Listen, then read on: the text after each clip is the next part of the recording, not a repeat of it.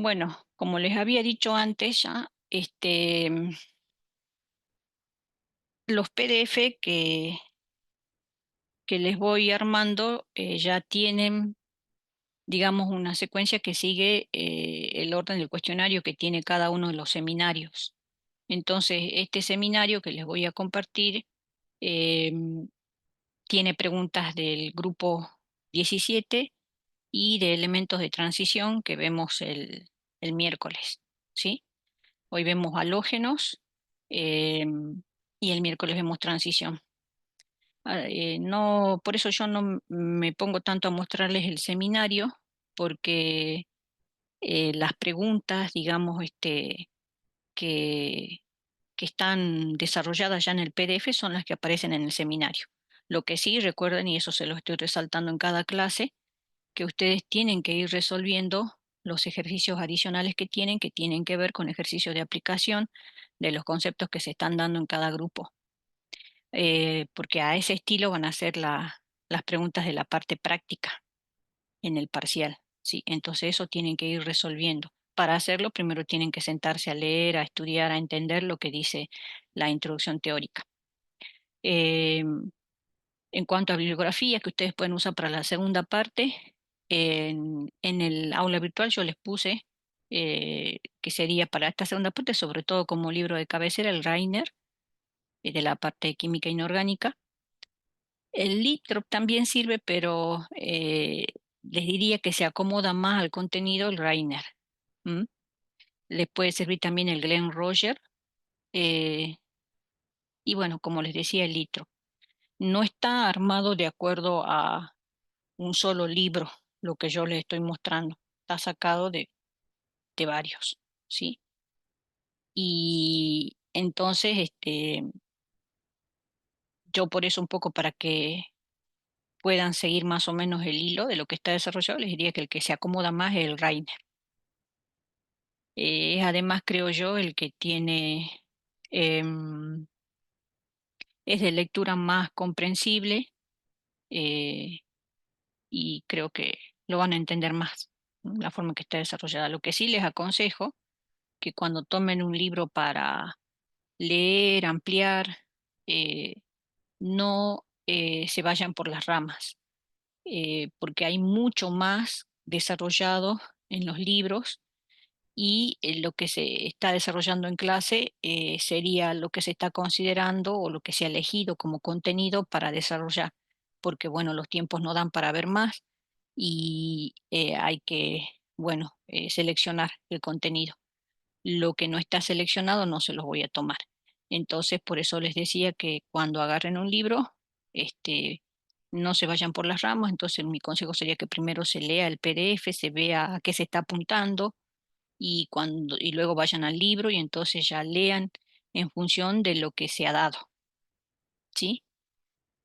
Em, Eso no quita que puedan leer más, pero solamente aclaro que acoto para que a la hora de estudiar ustedes sepan a qué apuntar eh, para prepararse para el parcial. Bueno, em, nosotros de los diagramas ya habíamos visto el diagrama de Latimer y habíamos hablado del de Purvé. El de Frost quedó ahí medio rengo, así que hoy también vamos a hablar del diagrama de Frost después que terminemos el grupo de los halógenos o lo que seleccionaba el grupo de los halógenos, que lo vamos a terminar hoy, y nos va a quedar tiempo, creo yo, para ver lo que nos falta ver de el diagrama de Frost. Bueno, del grupo de los halógenos, si nos ubicamos en la tabla periódica, nosotros hemos ido avanzando, viendo cada uno de los grupos, 13, 14, 15, 16. Es el último antes de los gases nobles. Este es el último que vemos y después vamos a ver los que están acá, que son elementos de transición. Vemos el miércoles. Los gases nobles, ojo, recuerden que el tema hidrógeno, oxígeno y gases nobles está visto en el TPL3 que hemos tenido del laboratorio. La introducción teórica que tienen allí es la que la tienen que tomar como teoría de hidrógeno, oxígeno y gases nobles. ¿Está? O sea, no es que no se esté viendo, ya se vio. Lo que pasa que pasó medio desapercibido porque está desarrollado en la introducción teórica del TPL3, que sería donde hicieron la obtención de hidrógeno por reacción de una cinta de magnesio con ácido clorhídrico. ¿Mm? Así que a la hora del parcial van a tener que repasar esa introducción teórica, porque está visto allí. ¿Está claro? Bueno, em, bien. A medida que fuimos avanzando por el grupo 13, 14, 15, 16, ustedes vieron que iba desapareciendo el carácter metálico. El carácter metálico de los elementos se iba concentrando sobre todo en la parte baja de los grupos, ¿sí? O sea, desde donde nosotros teníamos esa especie de escalerita, dijimos que hacia acá teníamos los metales y hacia acá los no metales, y en el medio acá teníamos semimetales. ¿M? Eso es lo que vimos. Y justamente esa escalerita ¿eh? me separa la zona hasta donde me van apareciendo en la parte baja. En la parte baja es donde a mí me aumenta el carácter metálico. ¿Eh? Y eh, fíjense en que hoy vamos a ver el grupo 17, donde ya la totalidad de los elementos que me aparecen en el grupo son no metales. Es el primer grupo ya donde todos son no metales, todos. ¿Mm? Resalto eso. Bueno, configuración general del grupo. ¿Quiénes son los integrantes del grupo? Bueno, flúor, cloro, bromo, yodo, astato. Bueno, todos estos elementos, flúor, cloro, bromo, yodo, son abundantes sobre todo en sales, sobre todo sales en el mar, a partir de las cuales pueden ser obtenidos. En cambio, el astato, ese es el menos abundante, porque, bueno, normalmente lo que se encuentran en la parte baja de grupo tienen propiedades de ser radiactivo, entonces estos existen en pequeñas trazas, digamos, y no son abundantes en la naturaleza. Muchos de ellos por ahí existen porque pueden ser producidos de manera artificial mediante alguna reacción a ser radiactivo. Acá, por ejemplo, les puse una reacción, esta es la expresión de una reacción nuclear, ¿m? Donde se ataca al bismuto con partículas alfa para obtener astato, y esa N está representando al neutrón. Bueno, eh, como en cualquier grupo, allí se está mostrando que el número atómico aumenta a medida que voy hacia abajo en el grupo, pero la configuración electrónica general del grupo es NS2NP5, porque estos 2 más 5 me suma 7, porque este es el grupo 7A. ¿Sí? Esta sería la configuración general del grupo. Lo que pasa es que cuando ya me aparecen los orbitales D, o sea, a partir de que aparecen los elementos de transición, ya me están apareciendo los orbitales D y bueno, y F cuando aparecen los F en la configuración electrónica. Pero esta sería, digamos, la configuración general del grupo. Bien, acá al costado, en la imagen se muestra una imagen de la sustancia, flúor, cloro, bromo, yodo. O sea, esto como sustancias en realidad son diatómicos. Flúor 2, cloro 2, bromo 2, yodo 2. Y bueno, ahí se puede notar que las dos primeras están en estado gaseoso, la apariencia que tiene, el cloro de un gas amarillo verdoso, el bromo es líquido y el yodo es sólido. El bromo es líquido, pero como se ve, tiene una alta presión de vapor, muy volátil, se desprenden vapores de color eh, pardo rojizo, que son todos estos, los halógenos son muy tóxicos, muy irritantes. ¿M?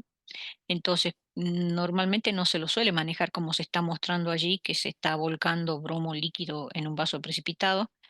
Eso se debe estar haciendo seguramente en campana.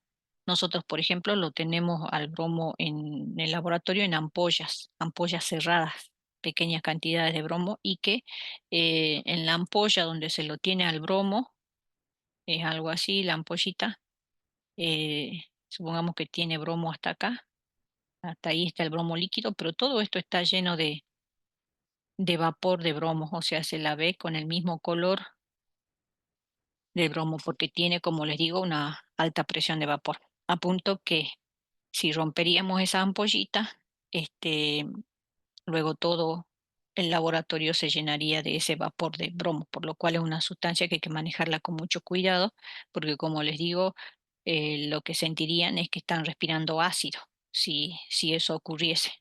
¿M? Em, Son sustancias muy tóxicas, irritantes, es decir, respirar este tipo de gases eh, puede producir quemaduras a nivel aparato respiratorio.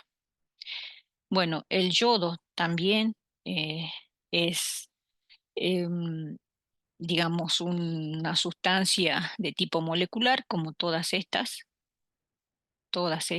¿sí? Son sustancias moleculares en distinto estado de agregación, gaseoso, líquido, sólido. Pero como son sustancias moleculares, bueno, tienen bajos puntos de fusión, de ebullición y por eso también muy volátiles. Acá se nota también que a pesar de que acá tenemos el yodo sólido, y en esta zona tenemos vapor de yodo, que es de tipo violáceo. ¿M? También es irritante, igual que el bromo, que el cloro. ¿Sí? Eh, Tenemos nosotros frasquitos de yodo sólido que tienen parte esa apariencia y también algunos parecen como bolitas de un sólido negro, pero con cierto brillo plateado. Y esos frasquitos se tienen que mantener bien cerrados porque se va evaporando si no. ¿M? Eh, es característico de sustancias moleculares que tienen enlaces intermoleculares débiles, como son todos no polares, tienen fuerzas de London. Em, bueno, en la primera pregunta del seminario, dice, ¿por qué el flúor actúa únicamente con número de oxidación formal -1, mientras que los otros halógenos lo hacen con +1, +3, +5, +7? Esos son los estados de oxidación con los que trabajan ellos. Como verán, el flúor, al igual que pasó en los otros grupos, fíjense, él es cabeza de grupo, el flúor, por lo tanto, es singular. Él no se parece ni es el más representativo de los elementos de su grupo, porque es muy pequeño. Es también muy electronegativo, no puede expandir octeto, no tiene orbitales d para expandir. Entonces, el hecho que él no tenga esos orbitales d para expandir es responsable de que él solo pueda tener un solo estado de oxidación. Entonces, acá está la configuración electrónica del flúor, 2s2, 2p5 en la capa de valencia. Acá está representado con casilleritos cuánticos, sería el 1s2, 2s2, y acá están los orbitales 2p que tienen 2, 2 y un electrón. Entonces tiene un solo electrón desapareado, lo que le da solamente la capacidad de formar enlace con ese electrón, nada más. No tiene más electrones desapareados. Por eso es que él tiene ese estado de oxidación, -1, y no tiene orbitales de vacíos, ni siquiera vacíos, como para poder promover electrones y desaparecer electrones y tener otros estados de oxidación. En cambio, los demás elementos del grupo sí pueden hacerlo. Por ejemplo, acá está hecho para el cloro. La justificación de por qué tiene estado de oxidación +1, +3, +5, +7. En la configuración electrónica, la original, digamos, del cloro sería esta, que al igual que el flúor, tiene un solo electrón desapareado. Entonces, de allí viene su estado de oxidación posible, ¿sí? El estado +3 Lo consigue porque tiene ya el cloro la posibilidad de promover electrones a los orbitales D que los tenía vacíos. Entonces, al mandar un electrón al orbital 3D, ya tiene 3 electrones separados y por eso tiene la posibilidad de ese estado de oxidación más 3. En el caso del cloro, con estado de oxidación más 5 va a desaparecer otro electrón más, promueve otro más a los orbitales D, entonces ya tiene 5 electrones separados, por eso ese estado de oxidación. Y bueno, desaparece un electrón más ya de los orbitales S y se le genera la posibilidad del estado de oxidación más 7. Bueno, esto no le pasa al flúor. Él, como se encuentra acá en el segundo periodo, eh, donde se están llenando el nivel 2, no hay orbitales 2D, no existen. Entonces, estos elementos que están acá y el flúor entre ellos, no tiene orbitales D, ni siquiera vacíos. En cambio, en el tercer nivel, tercer periodo, los elementos que están en tercer periodo sí tienen ya orbitales D, aunque vean que en su configuración electrónica no aparecen, pero sí los tienen vacíos, porque sí existen orbitales 3D. Entonces, esos sí pueden eh, promover electrones a los orbitales D y entonces aumentar su estado de oxidación. Y de allí para abajo también. Esa es la razón. Bueno, así queda respondido entonces el punto 1. ¿Alguna pregunta? ¿Se entendió?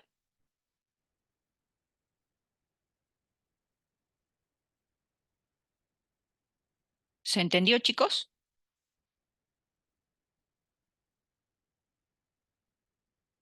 Sí, profe, sí, sí se entendió. Bueno, en la pregunta 2 dice, ¿a qué se debe el valor anómalo que se observa para el flúor 2 en los datos de energía de disociación? Bueno, ¿qué era la energía de disociación? Porque acá estamos hablando de energía de disociación, que se supone que ustedes ya lo tienen que saber porque lo hemos visto cuando hemos visto ciclo de Von-Haber.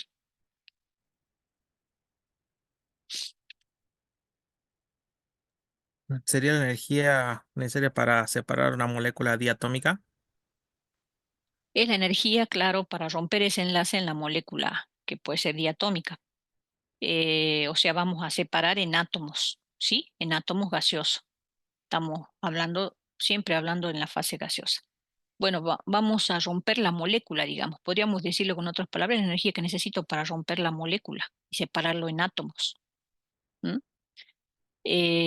Acá está expresada como este delta de H. Esta sería la energía de disociación. Entonces, para los elementos del grupo, fíjense que al lactato lo ponemos al margen. Una, porque no es abundante, o sea, no tiene mucha importancia a nivel químico, digamos. Y otra, porque va a diferir su comportamiento con respecto a sus compañeros, porque ese es radiactivo. Em, entonces, estudiamos a estos 4 primeros. Acá está representado el enlace: flúor, flúor, cloro, cloro, bromo, bromo y yodo, yodo. Fíjense en que no está representado exageradamente, teniendo en cuenta la longitud del enlace, porque a medida que voy hacia abajo los átomos son más grandes, entonces eh, la distancia a la que están enlazados los núcleos cada vez va siendo mayor. ¿Por qué? Porque son más grandes los átomos, ¿eh? Entonces la longitud del enlace a medida que voy hacia abajo en el grupo es mayor. Y por eso acá está dibujados los átomos enlazados cada vez más grandes, para que se vea por qué se representan así los enlaces cada vez más largos. O sea, de acá de manera exagerada.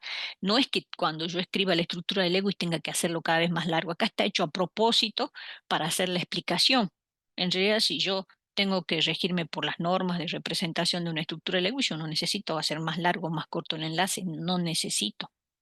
No hace falta. Acá está hecho a propósito, exageradamente, para relacionar el tamaño de los átomos con la longitud del enlace covalente que tendrían esos átomos a medida que me voy más hacia abajo en el grupo. Entonces, acá se pone la distancia. Fíjense, esto, TXX, en picómetros, en fase gaseosa, me está diciendo cómo va aumentando la longitud del enlace. O sea, lo que tengo tabulado acá en la penúltima columna sería la longitud del enlace. Ven cómo va aumentando. cuando voy hacia abajo. Entonces esperaríamos que a medida que vaya hacia abajo, vaya siendo más fácil romper el enlace. O sea, ¿cómo esperaríamos que varíe la energía de disociación si es la energía que necesito para romper la molécula? ¿Que aumente o que disminuya? Si cada vez el enlace se hace más largo, que sea más fácil o más difícil romperlo. Más fácil. Tendría que ser más fácil. Y entonces, ¿cómo tendría que ser la energía de disociación? ¿Menor o mayor? Si es más fácil romperlo. Y la energía de Menor. disociación menor porque es la energía que necesito para romper el enlace. Y bueno, y sí pasa eso, pero ¿desde dónde? Desde el cloro para abajo. Pero miren lo que pasa con el flúor. Él tiene, por eso dice el enunciado, a qué se debe el valor anómalo que se observa en el flúor en los datos de energía de disociación. Esperaríamos que él tenga la más alta energía de disociación, porque es más cortito el enlace, que él tuviera la más alta energía de disociación y que de allí disminuyese hacia abajo. Pero eso sí pasa del cloro al yodo, pero no con el flúor. ¿Y eso por qué pasa?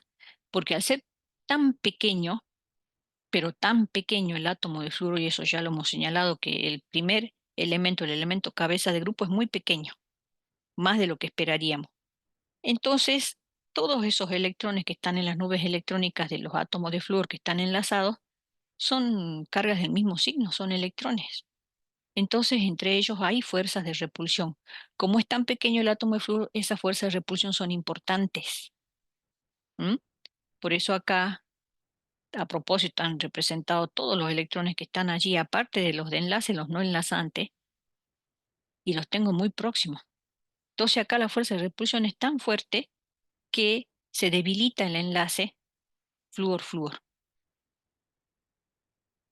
Y bueno, eso no ocurre en los otros porque son más grandes.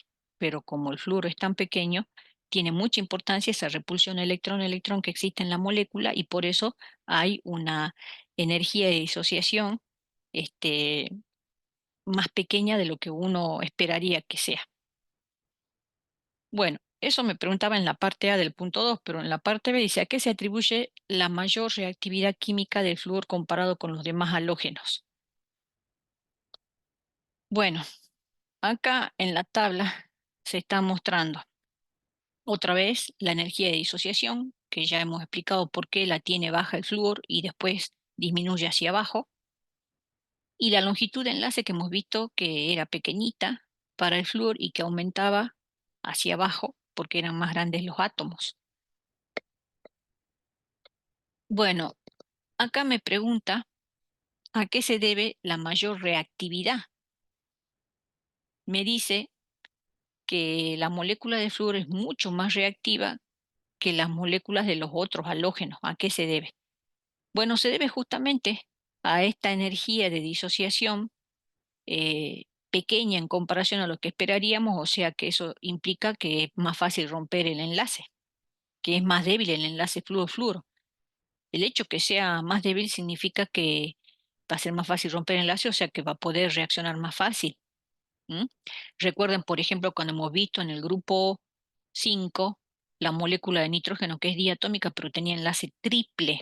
Los enlaces triples son de alta energía, entonces es un enlace fuerte y por eso la molécula de nitrógeno era muy estable, poco reactiva, inerte prácticamente. ¿Mm? Acá pasa lo contrario. La energía de disociación es pequeña, hay un enlace simple, pero esa energía de asociación es pequeña, entonces es un enlace fácil de romper, es débil y por eso es que es muy reactivo el flúor. Por un lado, eso. Pero también lo es por su potencial de reducción. Si vamos a una tabla de potenciales de reducción, esos son los valores que nos aparecerían tabulados. Potenciales de reducción, fíjense, para los halógenos tenemos allí las reacciones, las hemireacciones de reducción donde está pasando el flúor, por ejemplo, el estado 0 a -1, cloro de 0 a -1, lo mismo el bromo y el yodo, y los potenciales. Ven que para el caso del flúor es mucho más alto que los de sus compañeros. Entonces, ¿qué significaba que tenga un potencial de reducción más alto? Que está favorecida la reducción, ¿sí? O sea, a mayor potencial de reducción, eso implica más favorecida la reducción, ¿sí? Y él lo tiene muy alto. Entonces, eso también me está diciendo que él tiene muy favorecida la reducción. ¿Qué era la reducción? La ganancia de electrones. ¿Eso qué quiere decir? Que si él tiene mucha tendencia a ganar electrones, él va a hacer que otro se oxide, o sea que él tiene un alto poder oxidante. Entonces acá ya estamos viendo que hacia arriba aumenta el poder oxidante. ¿Mm? Y eso hace, recuerden que eso hacía que el que está más arriba pueda desplazar de sus sales al halógeno que está más abajo. El hecho de tener mayor poder oxidante, o sea, más favorecida la reducción. ¿Mm? Todo eso está vinculado, que es una característica que lo hemos analizado en el laboratorio de propiedades periódicas. Entonces, en el grupo de los halógenos aumenta el poder oxidante hacia arriba en el grupo. Bien, y eso es responsable, obviamente, de que sea tan reactivo la molécula de flúor. Además, bueno, de su baja energía de disociación.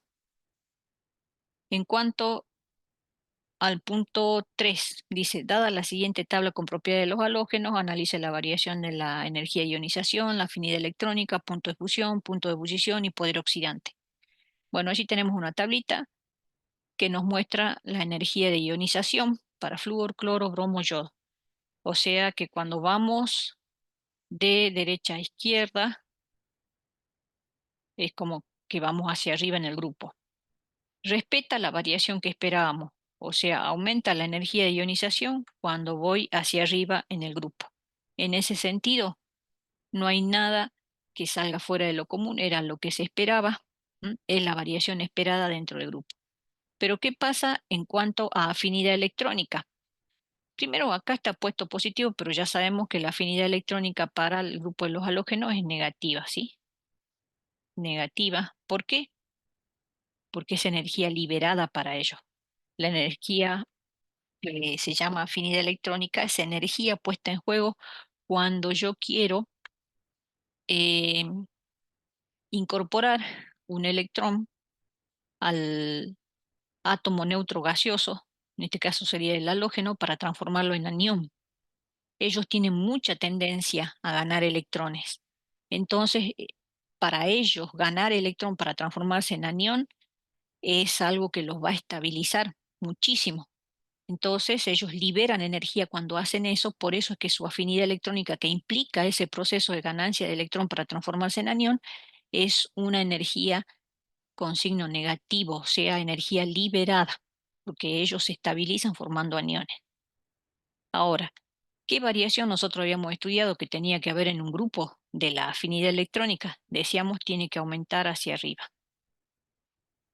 Y si vamos de abajo hacia arriba, vemos sí, aumenta, aumenta y acá hay algo raro. El flúor tiene menor afinidad electrónica que el cloro. Y ojo, cuando yo hablo de menor, me estoy refiriendo en valor absoluto, porque el signo, recuerden que cuando hablo de energía, no me interesa para saber cuál es mayor o menor. El signo no, el signo en química solo me dice si es energía liberada o absorbida. Cuando yo quiero comparar valores de energía en química, no me fijo en el signo, porque el signo solo me dice si es energía liberada o absorbida. Entonces acá yo me tengo que olvidar de ese menos. Ese menos me está diciendo que es energía liberada, nada más. Ahora, quiero comprar los valores. ¿Quién es más grande? El del cloro. ¿Qué quiere decir entonces? Que él libera más energía cuando forma el anión cloruro que el flúor. Quiere decir entonces que al flúor le cuesta estabilizarse ganando ese electrón para transformarse en anión. Por eso le está liberando menos energía. Esto que le estoy aclarando es bien importante porque esto es pregunta de parcial y de finales. ¿Por qué toman estos valores? ¿Por qué piensan que pasará esto? ¿Por qué será que al flúor le cuesta incorporar un electrón más? Porque eso significa esto. Quiere decir que él como que está rechazando ganar o le está costando meter un electrón más. De acuerdo a lo que hemos visto, ustedes tendrían que tener una idea ya de acuerdo a lo que les he explicado antes. Por su tamaño, profe, porque es muy pequeño. ¿Y qué le pasaba por ser muy pequeño? ¿Qué pasaba con sus electrones? Sus electrones se iban a repeler. Claro, entonces él tiene electrones, todos sus electrones están como apretados en un pequeño tamaño y yo le quiero meter uno más. Entonces se resiste. Por eso, si bien es cierto que él se puede estabilizar ganando un electrón, le cuesta más aceptarlo que a los otros por su pequeño tamaño. Por eso que libera energía, pero menos que lo que debería ser.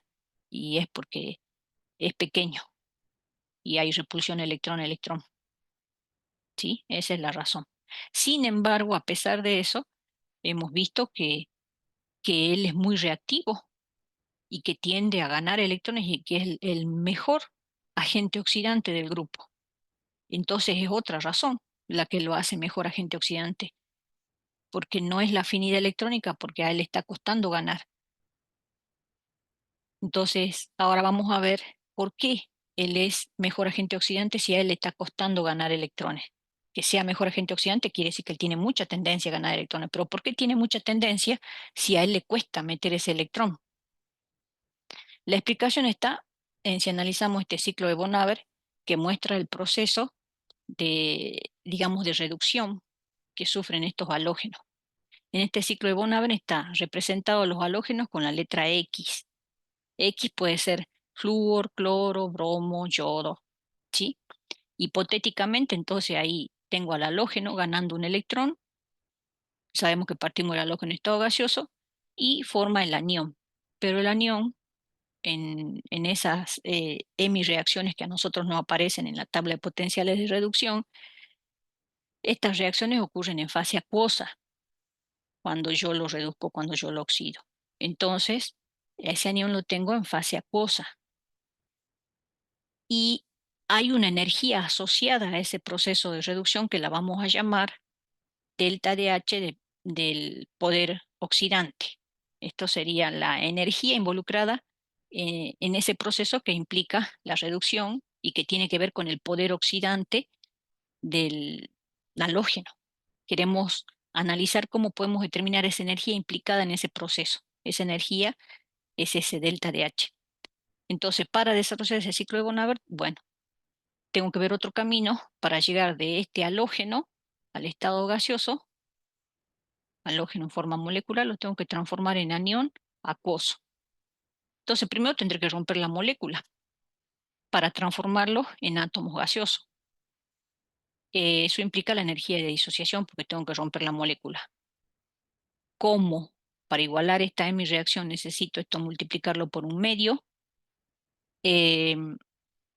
Está implicada un medio de la energía de disociación, porque la energía de disociación es la energía necesaria para eh, disociar un mol de moléculas. Y acá tengo media mol, entonces medio de la energía de disociación.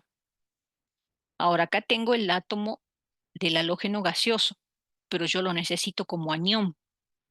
Tengo que hacerle ganar un electrón para transformarle en anión gaseoso, y eso implica la afinidad electrónica. En ese proceso está implicada la afinidad electrónica. Ahora, yo lo necesito tener en fase acuosa al anión, lo tengo en fase gaseosa. Eso implica que lo voy a tener que hidratar, lo voy a tener que hacer que se rodee de moléculas de agua, entonces está implicada el delta de H de hidratación. Nosotros sabemos de estas energías, por todo lo que hemos visto ya desde que hemos estudiado el ciclo de von Haber, que la afinidad electrónica para este caso, como se trata de no metales, esta sería negativa porque es energía liberada, recién lo acabamos de ver. La energía de disociación es energía que yo tengo que entregar para romper la molécula, entonces esta es positiva. Y la entalpía de hidratación es energía liberada cuando el anión o catión se rodea de moléculas de agua. Como es energía liberada, tiene signo negativo. Y esta es la energía que nosotros queremos que se libere para que se forme el anión, Entonces, porque si se libera, quiere decir que ese proceso está favorecido.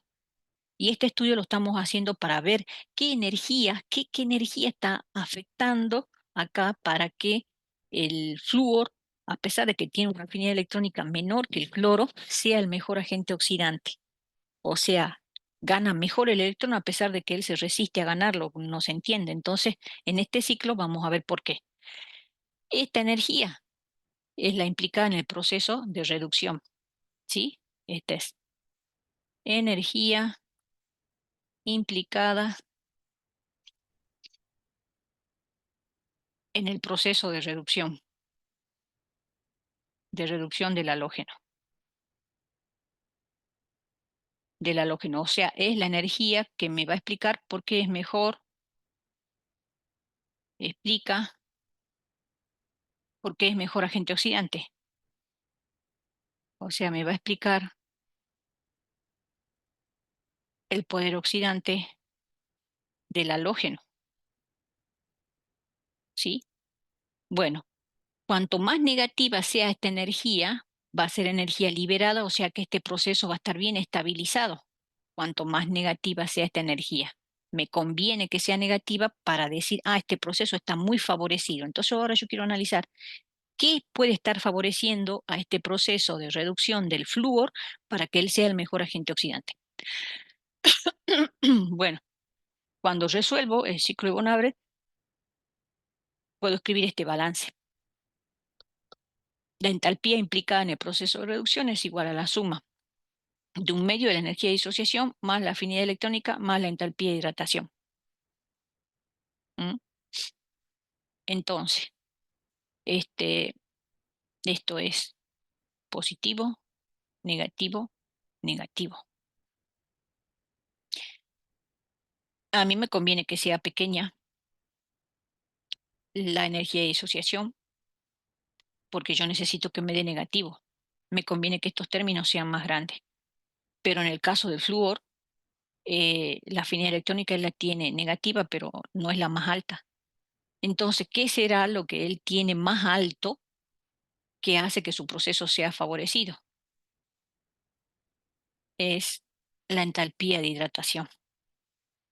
Él tiene la entalpía de hidratación más negativa, más alta. ¿Y por qué será?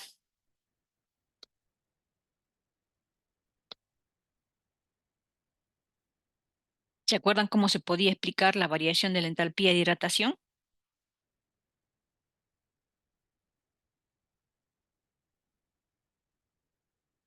Y eso lo tomen en parcial, ¿no?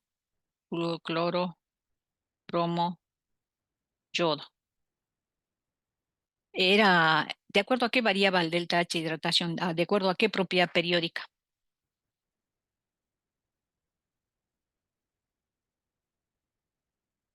Potencial iónico. Potencial iónico. A mayor potencial iónico, ¿qué pasaba?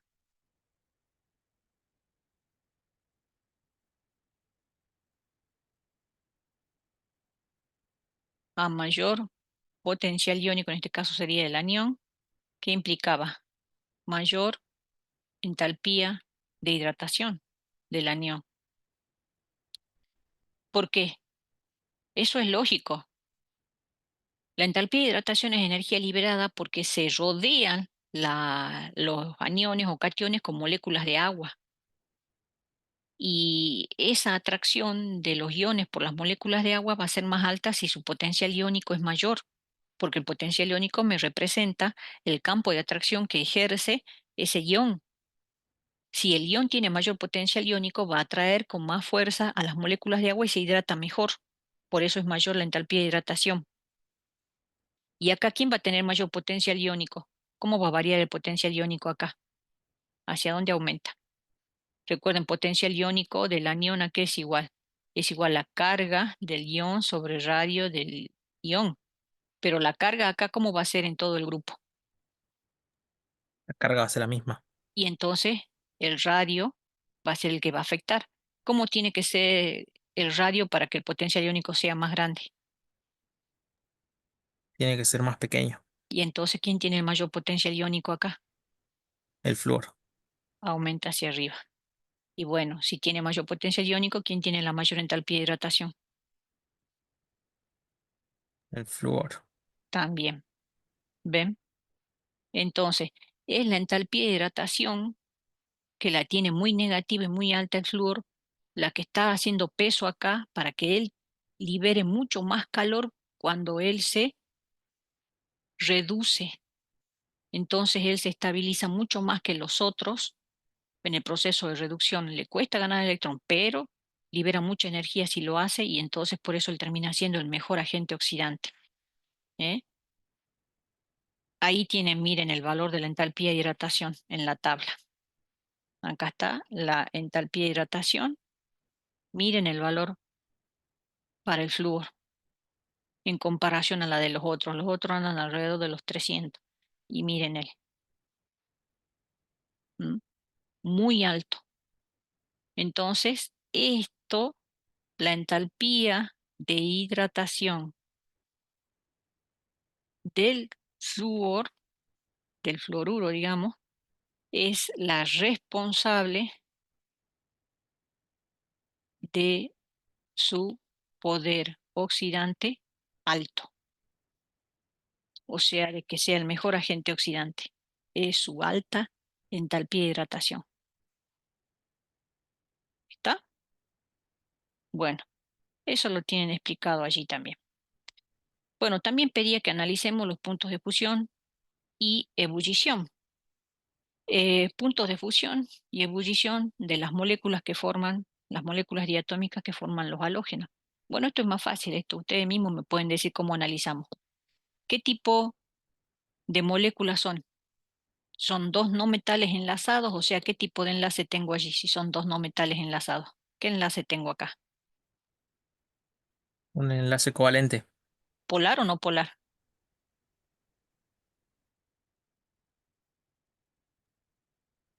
No polar.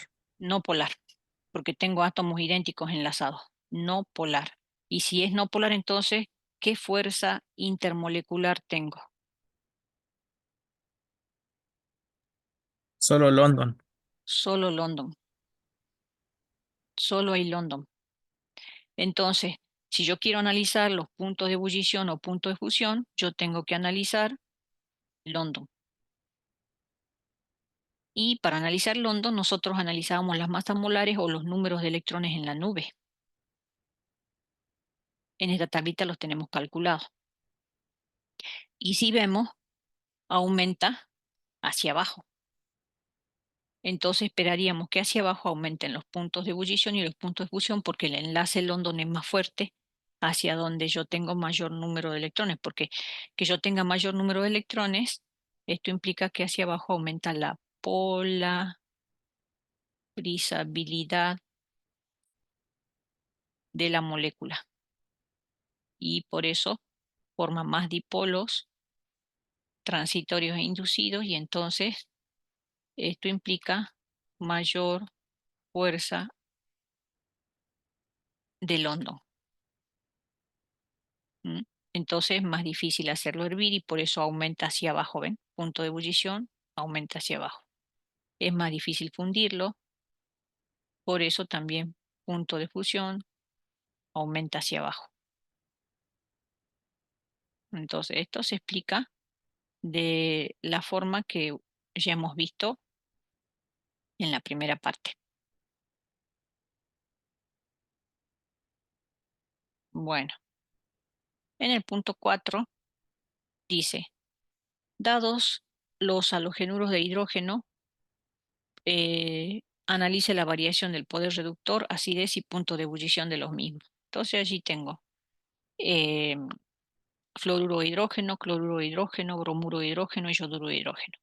Y también otra vez está dibujado exageradamente el tamaño de los átomos de los halógenos y eso va a ser a la diferencia de la longitud de enlace.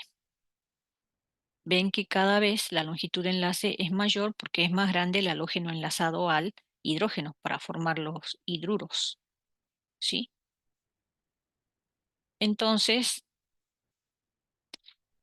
quiere decir que cuando sea más grande, ahí me va a afectar al poder reductor del halogenuro de hidrógeno. ¿Por qué? Porque cuando yo tenga que probar el poder reductor implica que reduce a otro, o sea que se tiene que oxidar. ¿Quién? El halógeno. Entonces veamos la reacción de oxidación hipotética del halógeno. Está pasando de -1 a 0. ¿Sí? De -1 a 0. ¿Quién? X, pero X puede ser flúor, cloro, bromo, yodo. ¿Sí? Y este es el pasaje, esa es la oxidación que está sufriendo y que me va a permitir analizar el poder reductor de estos hidruros o halogenuros de hidrógeno. Y bueno, ¿cuándo va a ser más fácil que pierda electrón? Porque esto implica, no voy a borrar acá, fíjense, que pase de -1 a 0, eso es una oxidación. La oxidación, ¿qué es? Pérdida de electrones, ¿sí? Es un proceso de pérdida de electrones. ¿Y cuándo le va a resultar más fácil perder el electrón? Al halógeno. Miren los tamaños de los halógenos. Miren, acá está dibujado a propósito, exageradamente la diferencia de tamaño. ¿A quién de los halógenos le va a resultar más fácil perder electrones? Aunque ya sabemos que ellos tienen tendencia a ganar, pero de acuerdo al tamaño, ¿a quién va a resultar más fácil oxidarse? Yo, Al yodo. Y bueno, entonces vemos que cuando vamos hacia abajo en el grupo, entonces me va a resultar más fácil hacerle perder un electrón, si bien acá fácil no es en ningún caso, porque estos tienen tendencia a ganar, no a perder. Pero si tengo que comparar entre ellos, al yodo le costaría menos perderlo. O sea que en este sentido tendría que aumentar el poder reductor.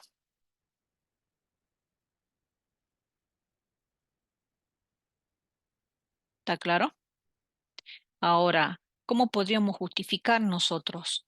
Lo hemos hecho por radio, pero en realidad no es porque sea solo más grande, sino porque el núcleo está atrayendo menos fuertemente al electrón que yo le quiero arrancar. ¿Y eso quién lo mide? Eso lo mide el potencial atómico efectivo, que nosotros sabemos que el potencial atómico efectivo aumenta hacia arriba, ¿sí? Que ese mide el campo de atracción que ejerce el núcleo sobre los electrones. ¿Está claro? Entonces, en conclusión, el poder reductor aumenta al descender en el grupo, como lo puse acá. Y está directamente relacionado entonces con la dificultad o facilidad que tenga de poder hacerle perder un electrón al halógeno. Eso, este, eso es lo que implicaría que el halogenuro tenga mayor poder reductor. En realidad el que se tiene que oxidar es el halógeno, no el hidrógeno, por eso es que nos concentramos en el halógeno. ¿Se entendió? sí, profe. Bueno, ¿qué más pide el punto? Dice, variación del poder reductor, la acidez.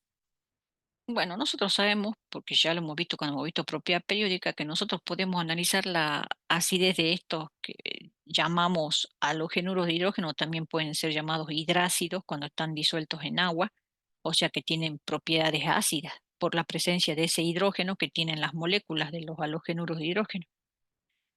No va a ser la misma porque no va a ser la misma fuerza con la que va a atraer el halógeno al hidrógeno. No es la misma fuerza. ¿Por qué? Cuando yo tengo, lo voy a hacer con otro color, cuando yo tengo uno de estos hidrácidos y yo lo disuelvo en agua, esto se rompe, ¿sí? Liberando iones hidrógeno acuoso más anión cloruro acuoso. Y la acidez va a estar dada por la cantidad de iones hidrógenos que se formen, ¿sí? A mayor concentración de iones hidrógenos implica una mayor acidez, o sea, un ácido más fuerte. ¿Mm? Ahora, ¿cómo puedo saber yo qué halógeno me va a liberar más iones hidrógenos? ¿Qué propiedad analizábamos acá? ¿Se acuerdan? En propiedades periódicas lo vimos. ¿Qué propiedad me permitía analizar qué halógeno retenía más fuerte los hidrógenos o lo liberaba más fácil?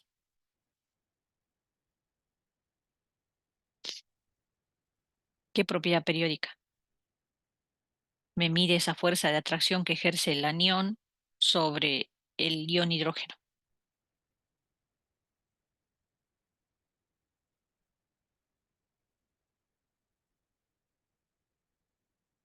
Hace poco han rendido el primer parcial. ¿Qué propiedad periódica? La carga nuclear. No. Mm. La carga nuclear tiene que ver con atracción de electrones, no de átomos. Acá estamos viendo que estos aniones están atrayendo al catión hidrógeno. ¿Qué propiedad periódica me mide esta fuerza de atracción que ejerce el ion? El potencial iónico. El potencial iónico. El potencial iónico del anión. El potencial iónico del anión me va a decir si estas flechitas que yo dibujé en color amarillo tienen la misma intensidad o no. ¿Y acá cómo variaría el potencial iónico del anión? A ver, díganme ustedes, porque ya saben a qué es igual potencial iónico del anión. ¿Cómo variaría acá? Potencial iónico a qué es igual. Carga sobre radio. La carga es la misma, todos tienen -1, pero el radio no. Entonces, ¿quién tiene mayor potencial iónico acá?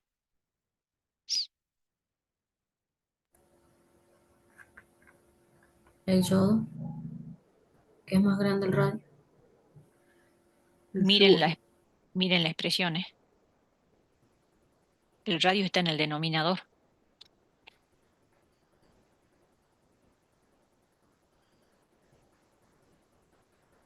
Si es más grande el radio, ¿cómo va a ser el potencial iónico?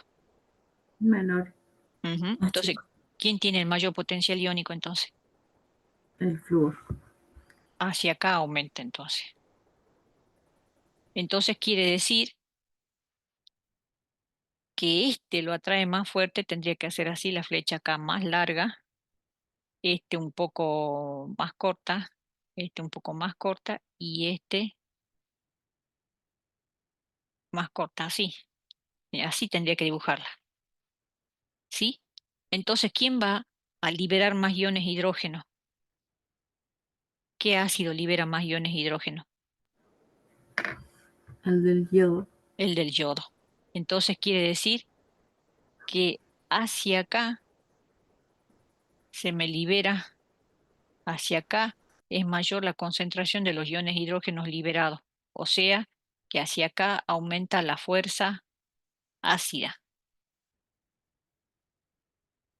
¿Sí? Entonces el ácido más fuerte es el que está abajo y el más débil el que está arriba. En realidad, les digo, hablando de manera estricta, ácido clorhídrico, ácido bromhídrico y ácido yodhídrico son fuertes. En cambio, el ácido fluorhídrico es un ácido débil a tal punto que tiene tabulada su constante de disociación. El único que tiene tabulada su constante de disociación es este. Este tiene un K de ácido. Los otros no. ¿Por qué? Porque estos son fuertes. Estos son fuertes. En cambio, este es débil, por eso tiene un K de ácido. ¿Mm? Y coincide con lo que acabamos de deducir, que el más débil es el fluorhídrico y los otros son más fuertes, y más fuertes cuanto más abajo me voy. ¿Por qué? Porque el potencial iónico del anión aumenta en sentido contrario. ¿Mm? Bueno, eso sería en cuanto a fuerza ácida. Y me está faltando lo último que pide allí, que es punto de ebullición de los mismos. Bueno, si nos fijamos, ¿qué tipo? Para analizar punto de ebullición, nosotros tenemos que analizar tipo de enlace que tienen. ¿Qué tipo de enlace hay acá? ¿Iónico, covalente o metálico?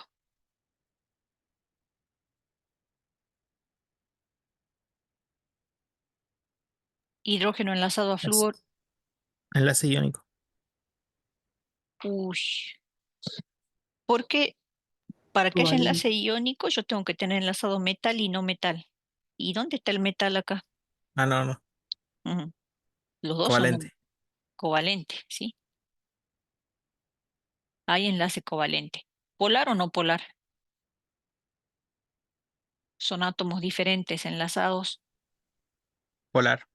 polar. Si hay enlace covalente polar, ¿qué enlace intermolecular puedo tener?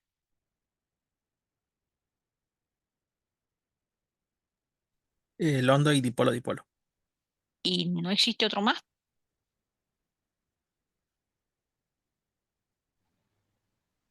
Con el flúor y el hidrógeno, ese tiene puente Un hidrógeno. hidrógeno. Acá hay puente hidrógeno. ¿Y en estos? London y dipolo, dipolo. Primero dipolo, dipolo, que sería su enlace principal, y tiene además London. ¿Sí? Bueno, entonces, de acuerdo a eso, ¿quién tendría que tener el punto de ebullición más alto? De todos ellos, sí o sí. ¿Quién tendría que tener el más alto porque tiene la fuerza más importante? El flúor. No, el flúor no, no estamos analizando flúor, estamos analizando el ácido fluorhídrico, el ácido clorhídrico. Ah, ¿Quién tendría el puente de hidrógeno más alto? Ya les dije. El punto de ebullición más alto lo tiene el ácido fluorhídrico. ¿Por qué? Porque tiene puente de hidrógeno. ¿Sí? Y ahora los otros tienen dipolo, dipolo y London. O sea, ya sé que de punto de ebullición, acá está el más alto. Acá. Y ahora me falta analizar cómo varía acá. ¿Sí? ¿Estamos de acuerdo? Acá me falta analizar cómo varía. Bueno, tendríamos que guiarnos por el dipolo-dipolo. ¿En función de qué variaba la fuerza dipolo-dipolo? ¿De la diferencia de qué?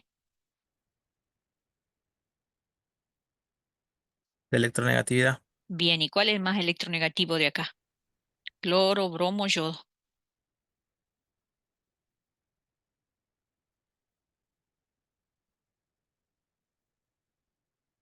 ¿Quién es el más electronegativo? Cualquiera puede responder, ¿no?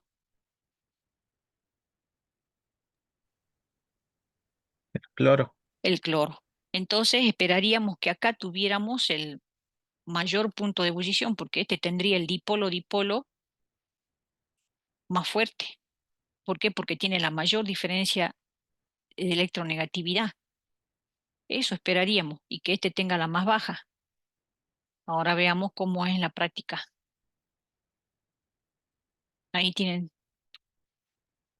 en la gráfica. Punto de ebullición en función del halogenuro. Miren, como esperábamos, el del fluorhídrico es alto. ¿Por qué? Porque este tiene puente hidrógeno. Y los otros tres, nosotros esperaríamos que el más alto sea el del clorhídrico, que después siga el del bromídrico y que más abajo quede el del yodídrico, porque esto es lo que nosotros predeciríamos con las fuerzas dipolo-dipolo. Y la realidad es la que está pintada acá. Es al revés. O sea, la del clorhídrico, el punto de ebullición es más bajo, intermedio la del bromídrico y la del yodídrico es la más alta. ¿Qué me está diciendo eso? Me está diciendo que el dipolo-dipolo, que las fuerzas dipolo-dipolo no definen el punto de ebullición. sino lo hace ¿quién? La fuerza de London. La fuerza de London. ¿Por qué? Por esto. Las fuerzas de London en función de qué variaban, chicos. Ya hemos visto que las fuerzas puente hidrógeno variaban por la diferencia de electronegatividad y la cantidad de puentes hidrógenos que están presentes en la molécula. Las fuerzas dipolo-dipolo variaban en función de la diferencia de electronegatividad. Las fuerzas de London variaban por la cantidad de electrones en la nube y también por la masa molar, porque cuando tengo yo más masa molar, tengo más electrones en la nube y la molécula es más grande, más polarizable. ¿Estamos de acuerdo con eso? Sí, Bueno, acá lo que está pasando es que las fuerzas de London están estableciendo o definiendo la variación del punto de ebullición en lugar de que lo hagan las fuerzas dipolo-dipolo. ¿Cuándo pasa eso? Eso pasa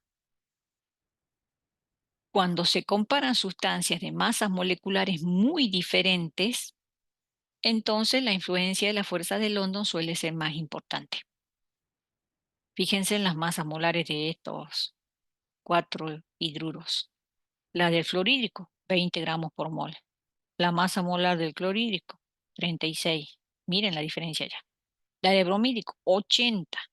Y la de yodídrico, 127. O sea, hay mucha variación en la masa entre los hidruros. Entonces va a haber mucha diferencia en la cantidad de electrones en la nube, en el tamaño de la molécula. Entonces hay mucha diferencia en las fuerzas de London. Por eso es que tiene más peso. Entonces, siempre que yo esté comparando sustancias que tienen mucha diferencia en las masas molares, puede llegar a tener más peso en la determinación del punto de ebullición, la fuerza de London, que la de dipolo-dipolo. Y eso está pasando acá. Por eso, la variación que se observa está acorde a la variación de las fuerzas de London y no a las fuerzas dipolo-dipolo. ¿Se entendió?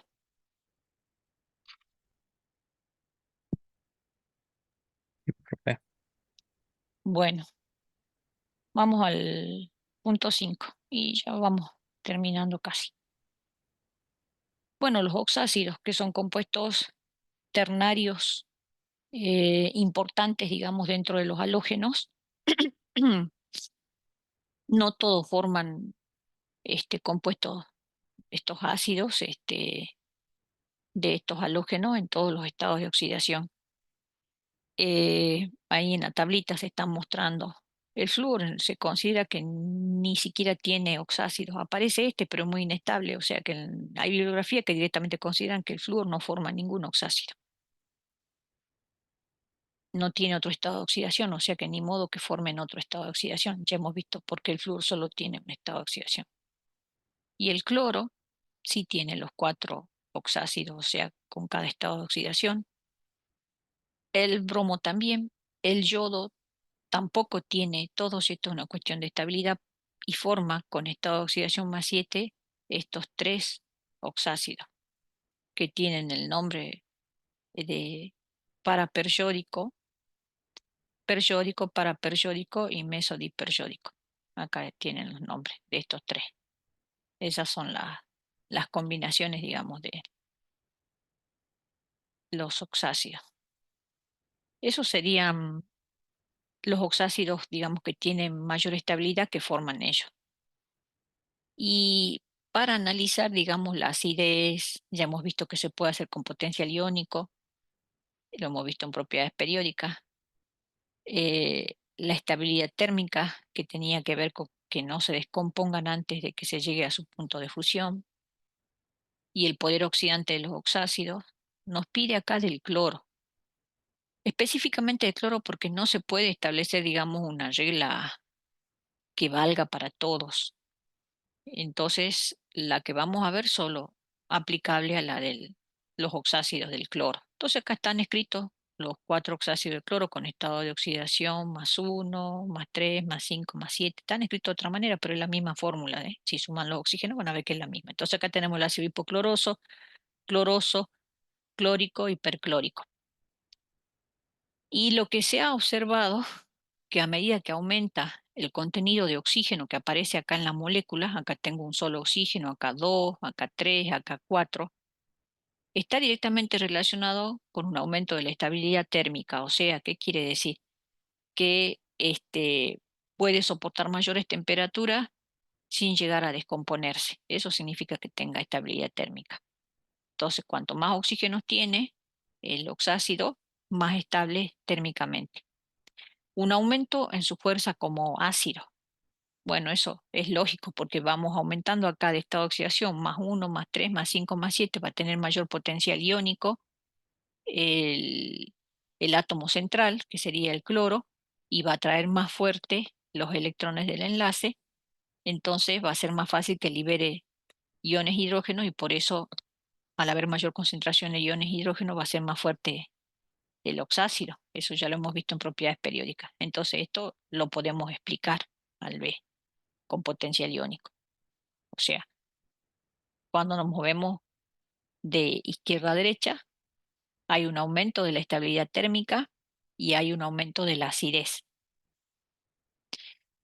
Pero hay una disminución del poder oxidante. Entonces, el oxácido que tiene el menor estado de oxidación del cloro, que sería +1, es el que tiene mayor poder oxidante, que sería el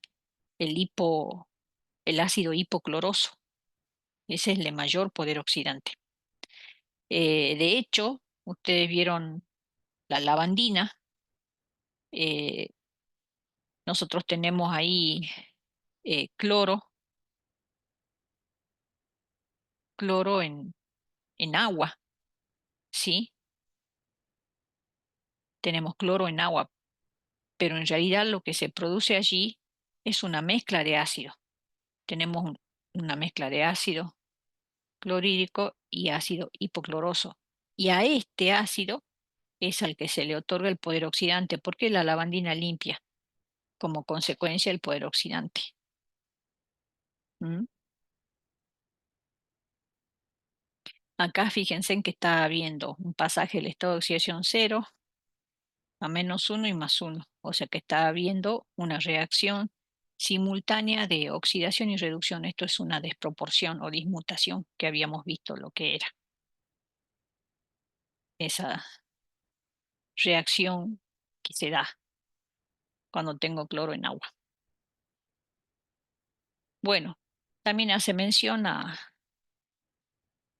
la estabilidad térmica de las sales que producen esos oxácidos, que son más estables que los oxácidos.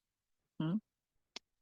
Y también del poder oxidante, que también ellos, las sales, tienen menos poder oxidante que el ácido del cual ellos derivan. Eh, es decir, supongamos yo tengo hipoclorito de sodio, es menos eficaz como agente oxidante que el ácido hipocloroso. Eso es lo que me está queriendo decir. Bueno, y por último, eh, vamos a hablar de dos tipos de compuestos que tienen, eh, digamos, que son característicos de este grupo y que eh, se dan en este grupo, por eso es importante verlo, como los compuestos interhalogenados y los pseudohalógenos. Los compuestos interhalogenados, bueno, son compuestos que a la vista de un alumno que ya ha visto nomenclatura de compuestos inorgánicos puede resultar un poco raro ver la formación. Son compuestos que están formados por dos halógenos. Acá hay una tabla de algunos de esos compuestos que existen, donde vemos que están combinados dos halógenos entre sí. Esos son los llamados compuestos interhalogenados. ¿Mm? Eh, si ustedes ven en la forma de escribirse, siempre tengo escrito primero el menos electronegativo, ¿sí? El menos electronegativo a la izquierda y el más electronegativo a la derecha. Eso cuando escribo la fórmula del interhalogenado. Eso ya lo hemos visto cuando vimos enlace covalente. Vimos alguno de estos cuando vimos esto, la aplicación de la 3P por la T o polaridad de enlace, o sea, en enlace, los vimos. No entran por eso dentro de la clasificación de tipos de compuestos inorgánicos comunes, porque son especiales dentro de este grupo de los halógenos. Y, y después hay otro, un ácido específicamente que les debe haber resultado raro cuando vieron en Química 1 nomenclatura y que no sabían de dónde venía porque no entraba dentro de los tipos de oxácidos que ustedes deben haber visto, que es el ácido cianhídrico. Y bueno, ese era medio difícil explicárselo porque todavía no habían estudiado lo que es el grupo de los halógenos. Entonces ahora vamos a ver, para entender por qué existe ese, que es un pseudohalógeno. Un pseudohalógeno son átomos o grupos de átomos que se comportan como imitando a los halógenos. Tienen un comportamiento muy parecido, o sea, por eso se llaman pseudohalógenos, como falsos halógenos, falsos halógenos. Dentro de esos grupos de átomos están el ion cianuro y el ion tiocianato, que son estos dos que están apareciendo allí. Entonces vamos a explicar con el ion cianuro por qué se llama pseudohalógeno. Y es porque tiene cierto comportamiento químico en la forma en que se enlaza a otros compuestos, dando origen a compuestos o iones similares a los que generan los halógenos. Por eso se lo llama pseudohalógeno. Entonces, ¿qué características tiene el ion cianuro? Dice, se puede oxidar para formar un gas incoloro venenoso. Forma este gas, carbono nitrógeno 2, que se llama cianógeno. O sea, todo este grupo, el ion cianuro, se comporta como un halógeno, porque ya hemos visto que los halógenos me forman moléculas diatómicas, X2, si X es el halógeno, X2, que es una especie diatómica. Bueno, de la misma manera, el ion cianuro forma esta especie por combinación de dos grupos cianuros, formándome el cianógeno, un gas venenoso. ¿Mm? En eso se parece al halógeno. También, bueno, el hecho de que genere este ion cianuro ¿eh? con carga -1, igual que los halógenos, X menos. Y otra característica, la formación de hidrácido. A este ácido, ustedes en química no lo sabían dónde ubicar, el ácido cianhídrico. Bueno, es que imagínense a este como un halógeno que se combina con hidrógeno y entonces me forma el ácido cianhídrico, como los halógenos que se combinan con hidrógeno para formar los hidrácidos.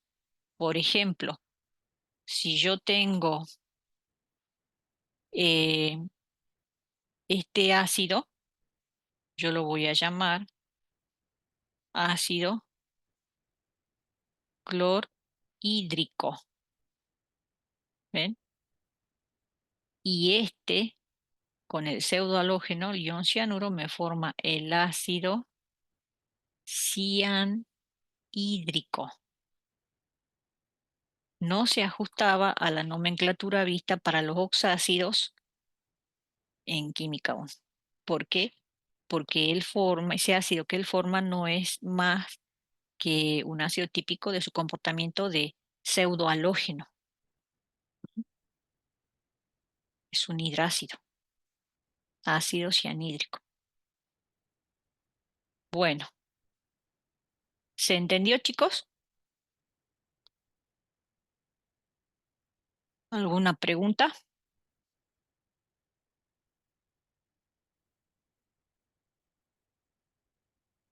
No, de mi parte, profe.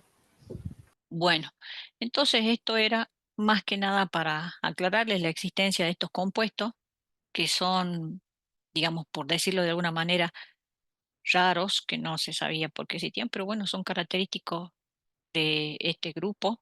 ¿Eh? Em, Otro que también, bueno, este es un pseudo halógeno, pero hay uno también que tiene comportamiento, por ejemplo, que ya lo hemos visto, que tiene comportamiento de metal alcalino y que no lo es, lo habíamos visto, al ion amonio. Por ejemplo, yo tengo cloruro de sodio y este se comporta como si fuera un metal alcalino y forma el cloruro de amonio. ¿Eh? Toma estructura de compuesto iónico y todo eso, el cloruro de amonio. Lo hemos visto en seminario. Bueno, o sea, a veces hay grupos de átomos que se comportan como si. Entonces, este se comporta como si fuera un alcalino. Y este anión se comporta como si fuera un halógeno.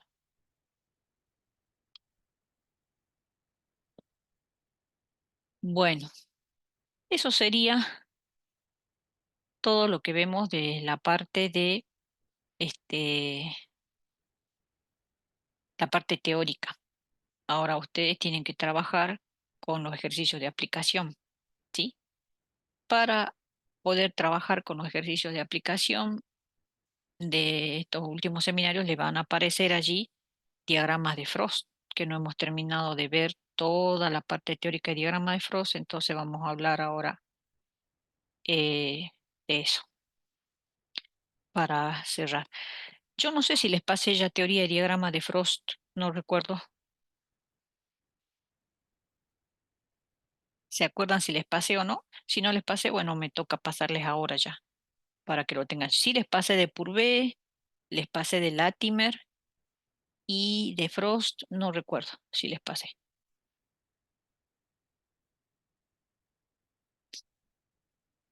No, profe, de Frost nada. De Frost nada. Bueno, entonces ahora me toca pasarles, ¿sí? Para que ustedes puedan leer. De todos modos, de estos diagramas, si ustedes quieren verlos en libros, el, el Rainer sí tiene, pero también está en el Schreiber, Sieber Atkin, que creo que también está puesto como bibliografía en el aula. Si no, ya me voy a fijar. Pero ese ya es de lectura más, es una lectura más avanzada, les diría yo, la parte del Schreiber Atkin. Pero esta parte de diagrama sí es entendible. Pero les aviso, bueno, si quieren tomar para leer el Schreiber, también sirve, pero bueno, ese ya es un poquito más avanzado en química y por ahí puede costar más entender. Bueno, vamos a refrescar entonces era lo que era el diagrama de Frost y así terminamos de ver lo que nos falta. Em, el diagrama de Frost habíamos visto que representábamos en ordenada eh, de potencial, el potencial y en abscisa los estados de oxidación. Y podían tener formas, por ejemplo, podía tener eran líneas, secuencia de líneas para los distintos estados de oxidación y que lo podía tener graficado para medio ácido y medio básico. Entonces, por ejemplo, supongamos que acá tengo estado de oxidación eh, -1, 0, +1, +3, +5. Supongamos que lo tenga así a los estados de oxidación. Entonces,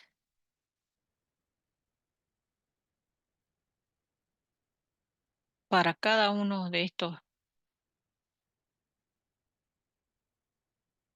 lo voy a dibujar así para que me resulte más fácil hacer un hipotético diagrama.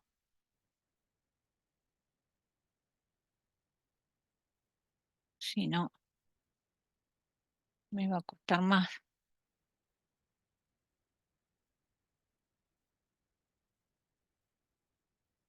Y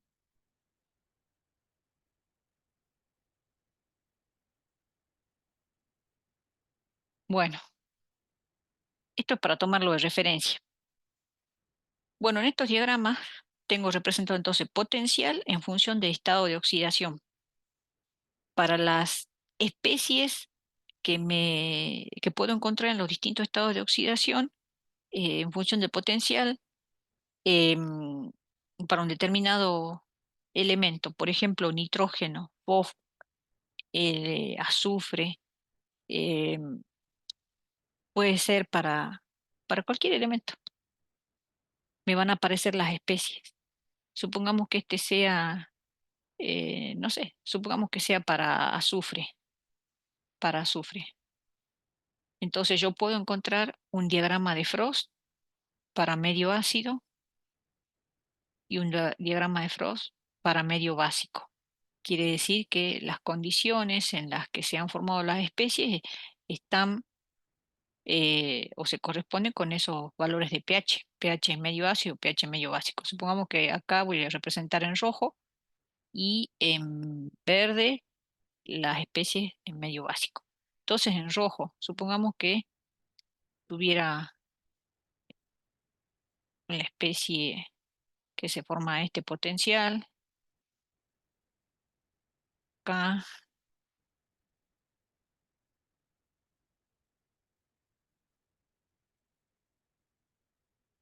bueno, entonces 1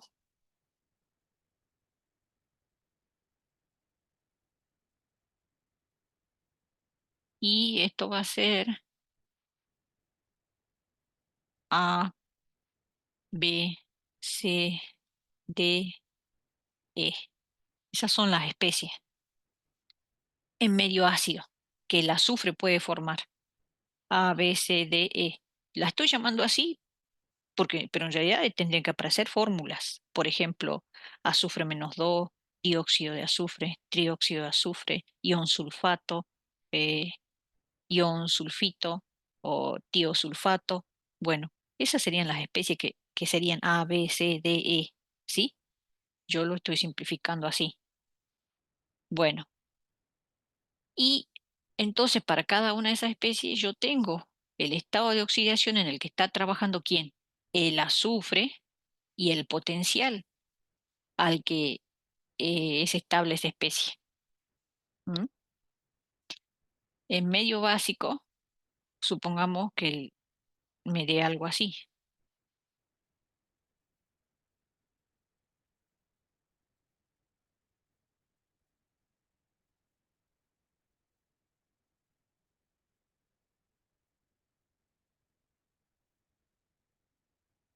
algo así.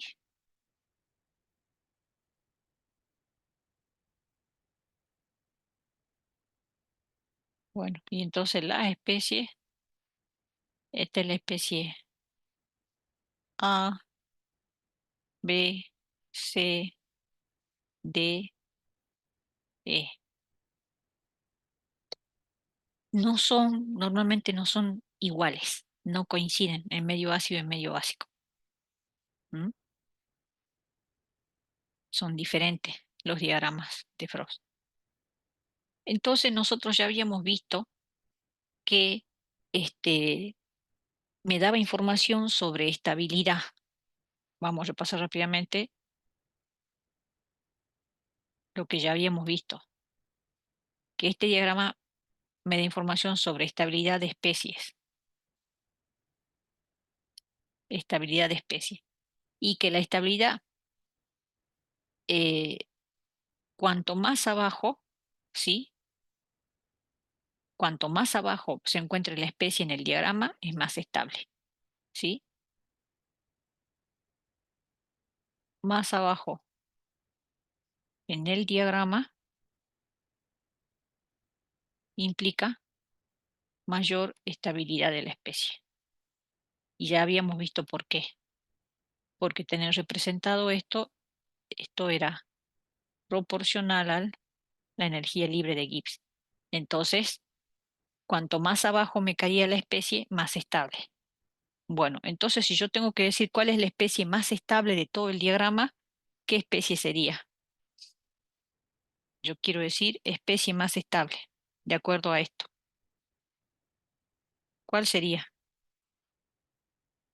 Más Sería estable. la especie A, Claro, pero la le roja. pongamos, claro, le pongamos acá prima, así para diferenciarlo, porque no necesariamente son la misma. A veces coinciden, ¿eh? A veces A es igual a A prima, a veces no.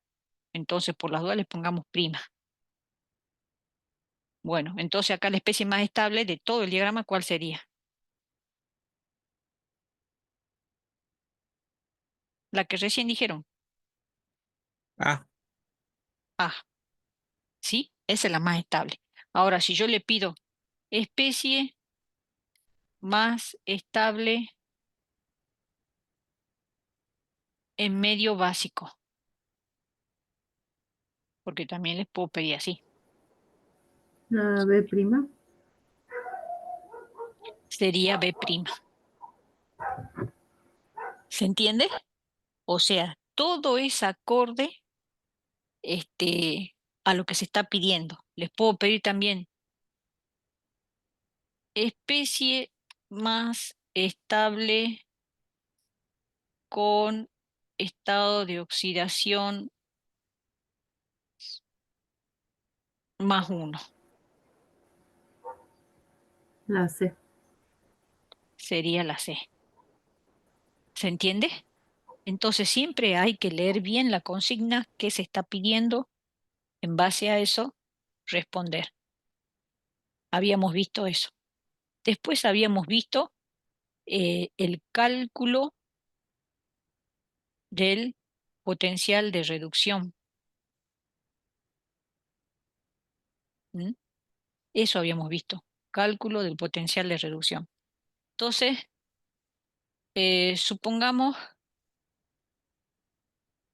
que queramos, habíamos dicho que el potencial de reducción, acá voy a aclarar, era igual a la pendiente de la recta que vincula las especies.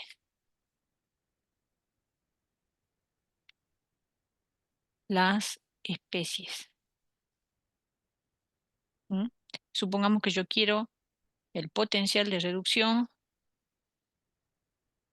de este potencial de reducción, que me vincula a la especie B'C'. O sea, el potencial de reducción implica una reducción.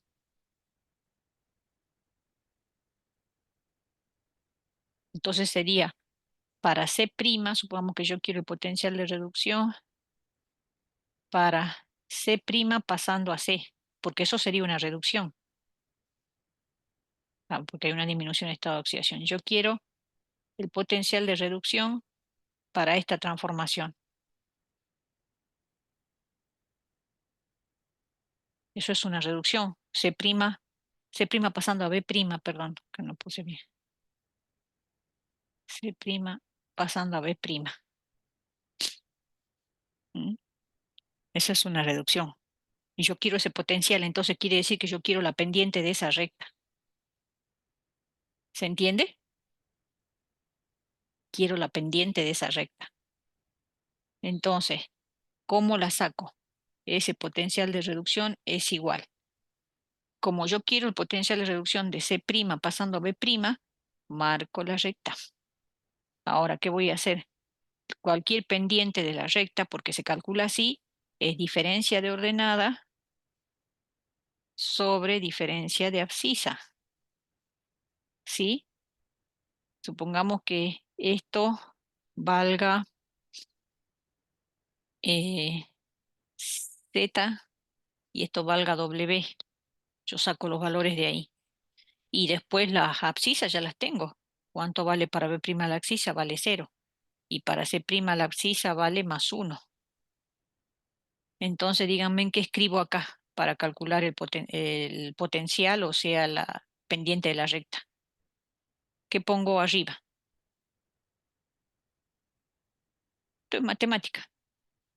Pendiente de la Z recta. menos Z menos W. y abajo +1 menos 0. más 1 menos 0. O sea, lo que interesa es que yo siga la misma secuencia, ¿sí? Si hice z menos w, tendré que hacer más 1 menos 0. Puedo hacer también w menos z, pero entonces tendré que poner 0 menos más 1. Bueno, y reemplazo los valores acá y saco. Y eso es el potencial de reducción. ¿Mm? Entonces, las pendientes de la recta me permiten calcular los potenciales de reducción. Eso vimos. ¿Está? Acá lo que hicimos hasta ahora fue repasar lo que ya habíamos visto. Ahora veamos qué más podemos, qué otra información más podemos sacar. Bueno, acá podemos ver nosotros cuándo hay comproporción y cuándo hay desproporción también, que lo habíamos visto como lo veíamos en un diagrama de Latimer. Ahora vamos a ver cómo lo vemos en un diagrama de Frost. Aclaro que es algo que nosotros no vamos a hacer, que antes lo hacíamos, pero ahora no lo hacemos, pero que se puede hacer. No lo hacemos por cuestión de tiempo y además porque no tiene sentido hacerlo tampoco. Pero estos diagramas en medio ácido y en medio básico yo los puedo hacer si yo tengo el diagrama de Latimer. Si yo tengo el diagrama de Latimer en medio ácido, con esos datos yo construyo el diagrama de Frost en medio ácido. Yo tengo el diagrama de Latimer en medio básico, con los datos del diagrama de Latimer en medio básico, construyo el diagrama de Frost en medio básico. Se puede hacer perfectamente, pero eso no lo vamos a ver. No, ¿por qué no lo vamos a ver? Es sencillo, pero no lo vamos a ver por dos cuestiones. Una, tiempo. Y otra que no tiene sentido porque los diagramas de Freud, los diagramas de Latimer están tabulados, lo encuentro en la bibliografía que corresponda sin ningún problema. Entonces, ¿qué es lo que corresponde en realidad que yo sepa hacer? Interpretarlos y saber tomar la información que me proporcionan. Por esa cuestión. Mm, bueno, veamos entonces cómo me doy cuenta dónde hay desproporción. Vamos a hacer con verde. Mm, Desproporción. Recuerden que es lo mismo que decir dismutación. Lo aclaro porque si no, después van a decir, mm, si les pido dismutación, van a decir, ¿qué es? No, es lo mismo, desproporción o dismutación, ¿sí? Y después está la comproporción. Ya habíamos visto que es una desproporción o dismutación. Es cuando una misma especie se oxida y se reduce, ¿sí? O sea, desproporción o dismutación de la especie A implica que A se oxida y se reduce a la vez. ¿Eso cómo se ve? Eh, Se ve en el diagrama de Frost cuando tiene esta forma. Acá está A. Supongo que acá esté una especie B y una C. Entonces, cuando tiene esta forma, digo que A desproporciona o dismuta. ¿Y qué está ocurriendo acá? A se está transformando en B y en C. Entonces puedo decir que A se transformó en B más C. Esa sería la representación general de una desproporción o dismutación y así se ve en el diagrama. Entonces acá díganme, denme un ejemplo de desproporción, ya sea en medio ácido o medio básico. Díganme quién desproporciona o quién dismuta, según ustedes, de acuerdo a lo que dije.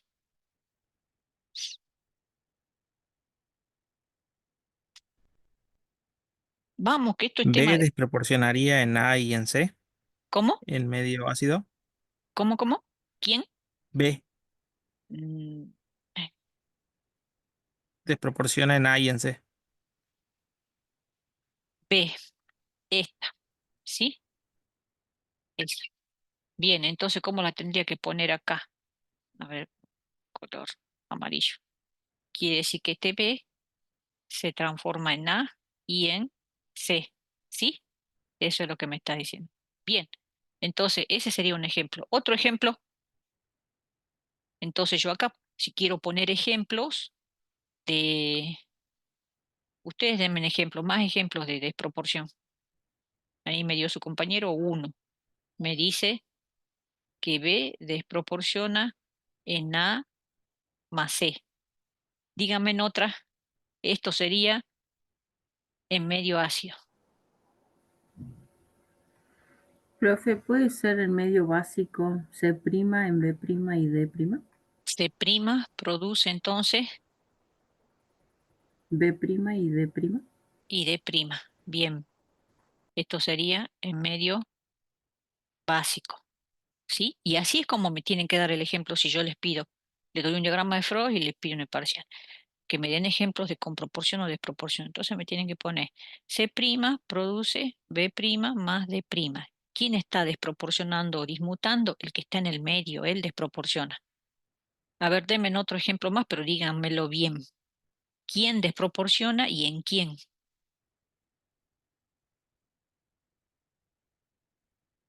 ¿Y en qué medio? Un ejemplo más, pero bien dicho. ¿Quién desproporciona?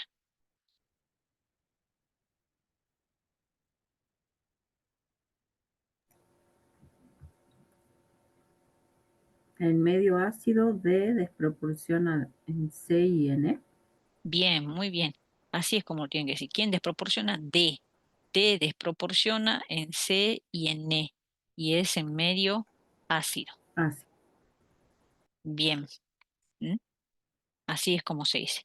Bueno, y otra forma que lo van a encontrar dicho en bibliografía es, por ejemplo, ahí dijimos nosotros, D desproporciona en C y en E en medio ácido. En muchos libros dicen, D es inestable frente a la desproporción. Forma C más E. Es otra forma de decirlo. Es decir, como este se está transformando en estos dos, quiere decir entonces que es inestable frente a la desproporción. ¿Sí? Frente a la desproporción. Bueno, acá ya no me alcanza. A la desproporción, así se dice. Entonces también podemos decir B es inestable frente a la desproporción y forma A más C. C' es inestable frente a la desproporción y forma B' y D'. ¿Mm? ¿Por qué decimos que es inestable? Porque se está descomponiendo. Se está descomponiendo. ¿Mm? Y lo podemos marcar así en el diagrama como está acá, por ejemplo. Bueno, esto sería desproporción. Ahora veamos qué sería con proporción,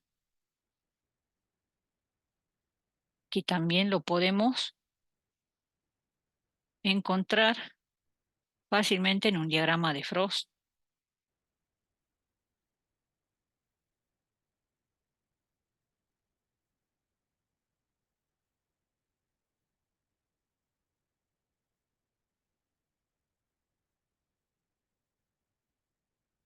Bien, la con proporción.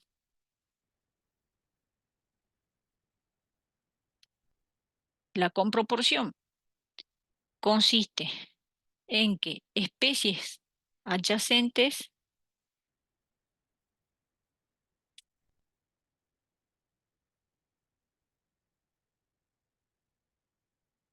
se transformen en una intermedia.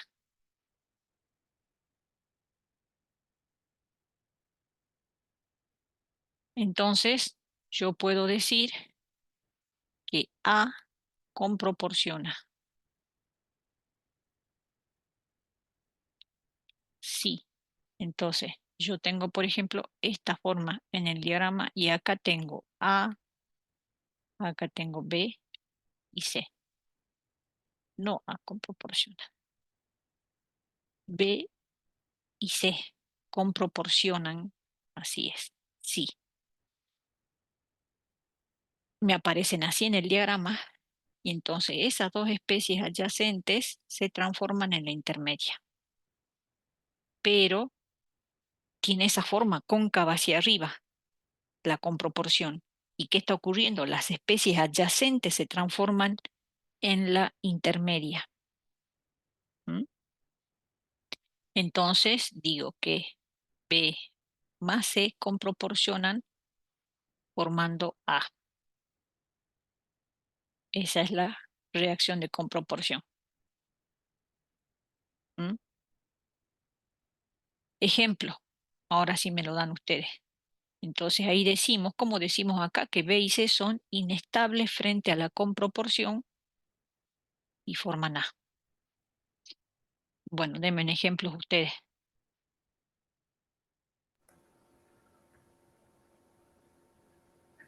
Puede ser el medio básico, A' y C' comproporcionan en B'. Bien. O podemos decir, A' y C' son inestables frente a la comproporción y forman B'. Ujú. Bueno, y fíjense, es lógico, porque ¿quién de estas tres especies está más abajo? B'. Quiere decir que B' es más estable que A' y C', por eso se forma B'. ¿Lo ven? Y en una desproporción, supongamos acá C, que desproporciona en D, que desproporciona en C y E. D está más arriba. Entonces es lógico que él se transforme en los otros dos que están más abajo. ¿Se dan cuenta? O sea, la comproporción y la desproporción, esas reacciones también tienen una relación con la estabilidad de la especie. Bien. ¿Algún otro ejemplo más de comproporción? Uno más.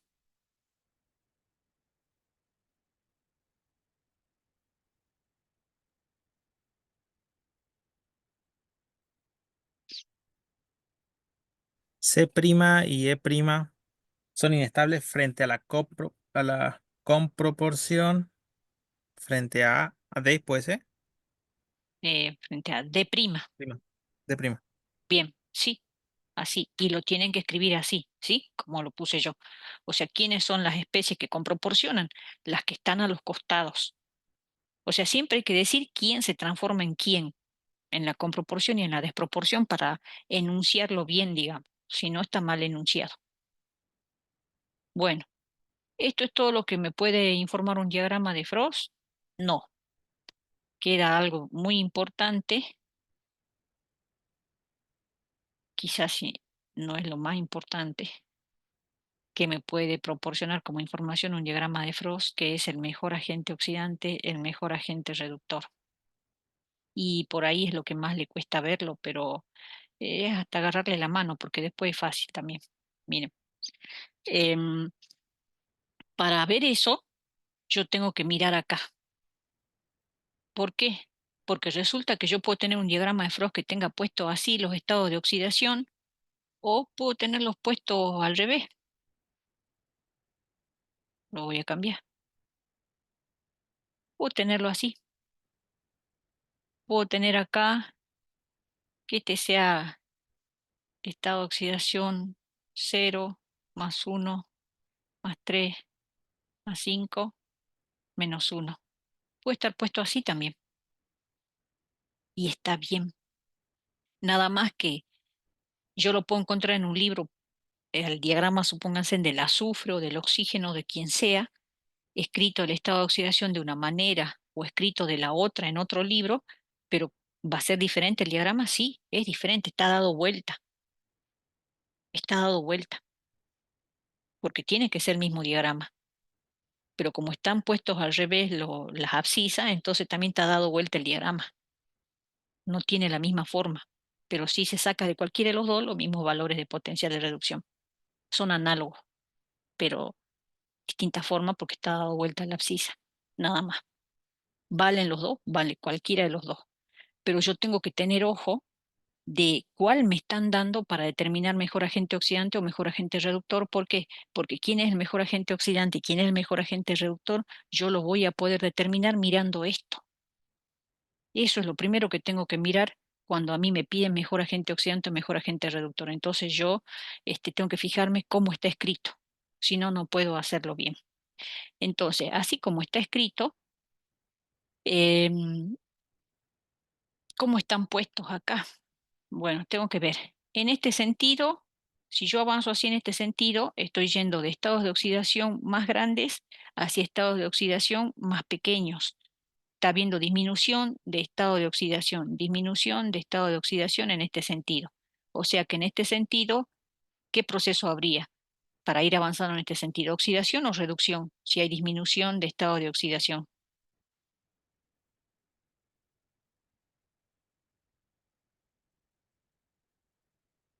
Miren, si disminuye el estado de oxidación, hay reducción. Aunque sea, tómenlo como reglita mnemotécnica, reducción, disminución de estado de oxidación, disminución, reducción, ¿sí? Y lo contrario, en el sentido contrario, en el sentido en que aumentan los estados de oxidación, hay aumento de estado de oxidación y esto implica oxidación. Y yo tengo que tener claro eso para primero saber qué puedo determinar, agente oxidante o agente reductor. Bueno, entonces, ahora sí présteme bien atención porque esto es siempre lo que más les cuesta identificar y ya es lo último que vemos. Eh, si yo hablo de reducción, decimos que en este sentido, entonces, para este diagrama, así como están escritos los estados de oxidación, en este sentido, cuando voy para allá, es reducción. Entonces, todas las rectas que tengan pendiente con caída en este sentido están implicando reducción, porque tienen caída en el sentido donde disminuye el estado de oxidación. Entonces, ¿qué están implicando? Supongo que acá tengo A y acá tengo B. Está implicando la reducción, está pasando a B, pero mediante una reacción de reducción. Y al contrario, en este diagrama, así como están puestos los estados de oxidación, toda recta que tenga caída en el sentido donde aumentan los estados de oxidación, si acá está A y acá está B, está implicando que si A pasa a B, está ocurriendo una oxidación. ¿Está? Ahora, vamos a vincularlo a lo que ya sabemos. Vamos hilando cosas que ya sabemos para poder entender mejor. Si acá está ocurriendo una reducción, ¿de quién? De A pasando a B, obvio, en ese sentido estoy avanzando. Tiene caída en este sentido, entonces quiere decir que A se está transformando en B. Esa es la reacción espontánea, la que tiene caída en ese sentido, entonces A se transforma en B. Esto está significando que A se transforma en B. Y acá lo mismo, esto tiene caída de A hacia B, entonces esto está significando que A se está transformando en B, que esa es la tendencia. Pero acá A se transforma en B por reducción y acá A se transforma en B por oxidación. ¿Por qué digo eso? Por el tipo de pendiente que tiene. ¿Está claro hasta ahí?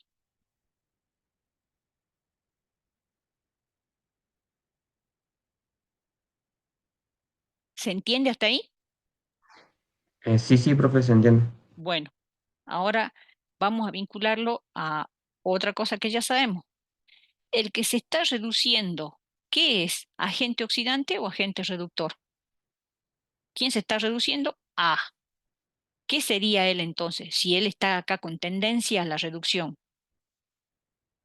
Esta recta está implicando eso, que él tiene tendencia a pasar a B, por eso tiene esa caída. Él se está reduciendo. ¿Qué sería él entonces? ¿Agente oxidante o agente reductor? Un agente oxidante. Agente oxidante. Y vamos al otro. Acá la caída que tiene para que A pase a formar B me está indicando que A tiene tendencia a transformarse en B por esta caída. A se está transformando en B. La caída me dice a qué reacción tiene tendencia a ocurrir. Acá me está diciendo que A se tiene que transformar en B. ¿Por qué reacción? Por oxidación. Entonces, ¿el qué sería? Agente si él se oxida.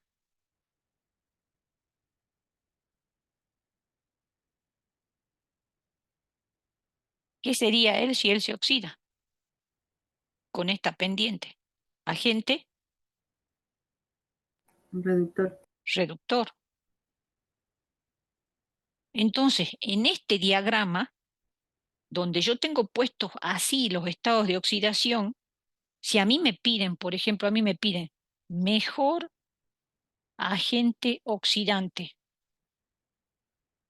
Una vez que yo ya me he puesto en claro mis ideas e hice esto que hice yo recién, ahora recién sé cómo buscar el mejor agente oxidante. ¿Por qué? Hemos visto que si yo quiero el agente oxidante tiene que tener esta caída. Porque el agente oxidante se tiene que estar reduciendo y lo que se están reduciendo tienen la recta así. Entonces, si yo quiero el mejor agente oxidante, tengo que buscar las rectas que tienen caída en ese sentido, no las que caen en este otro, sino así. Y el que esté arriba va a ser el mejor agente oxidante. Ahora, cuando busco todas las rectas que tienen esta pendiente, tengo que buscar el que tenga la caída más pronunciada. ¿Por qué? No es lo mismo que yo tenga esto, miren, así, A pasando a B, que así, A pasando a B, que así, A pasando a B. Porque a mayor pendiente, mayor potencial de reducción, o sea que implica que está más favorecida la reacción. Entonces quiere decir que cuando yo tengo una pendiente así, más pronunciada, esa reacción está mucho más favorecida, o sea que quiere decir que A con una pendiente como esta es mejor agente oxidante, porque su pendiente es más pronunciada, porque la pendiente me daba el potencial de reducción. ¿Mm? ¿Se entendió? Entonces busquemos el mejor agente oxidante acá. El mejor agente oxidante en medio básico. Tenemos que buscar todas las rectas que tienen esa pendiente, todas las rectas que tienen esta pendiente y la que la tenga así más vertical, digamos, tiene acá el mejor agente oxidante. Lo busquemos en medio básico. A', ¿puede ser, profe? A ver. En medio básico serían las verdes. Y acá tengo esta y tengo esta recta. Tengo estas dos nada más, las voy a marcar. Para buscar el mejor agente oxidante tengo estas dos con caída en ese sentido, porque después tengo esta otra y esta otra que tienen caída en el otro sentido. Bueno, parecen paralelas, ¿sí? Pero esta parece un poquito más parada. Si quieren la hago, la exagero un poquito para que se note más nada más. ¿Eh? La voy a exagerar un poquito más nada más. En verde.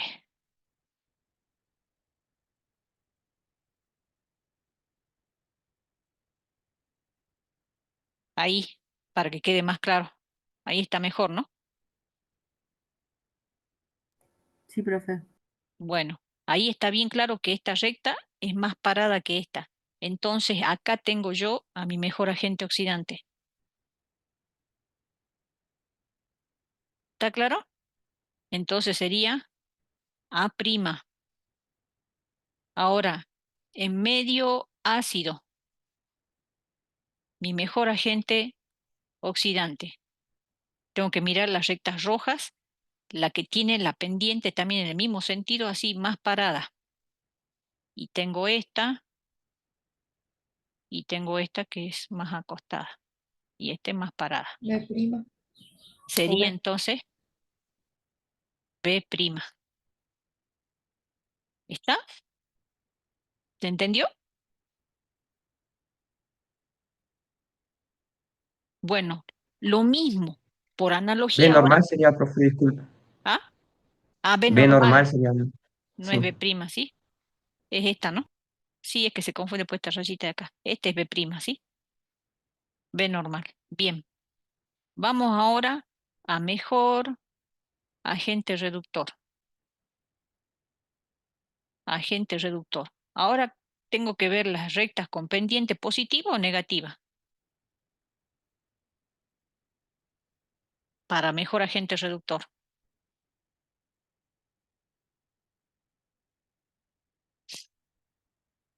Las rectas con pendiente positiva o negativa.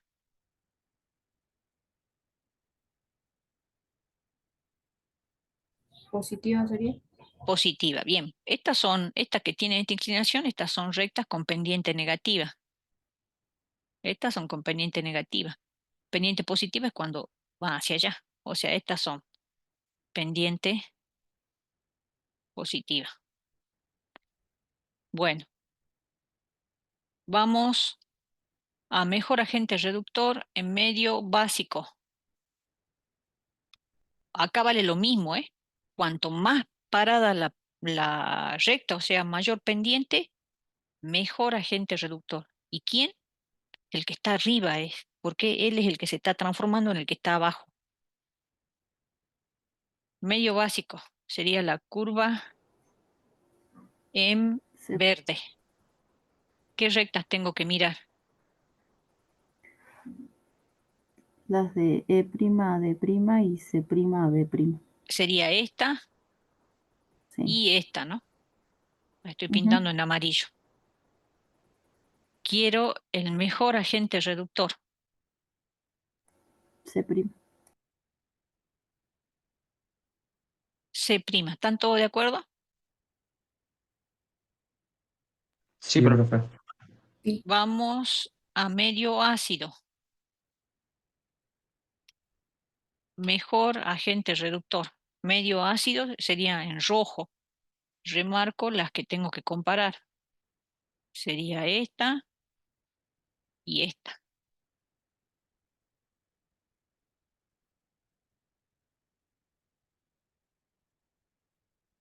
Esta y esta. Mejor agente reductor.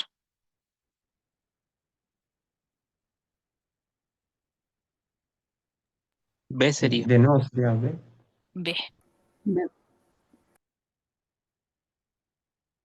¿Mm? Bien. Ahora si yo quiero de todo el diagrama, ¿quién es el mejor agente oxidante?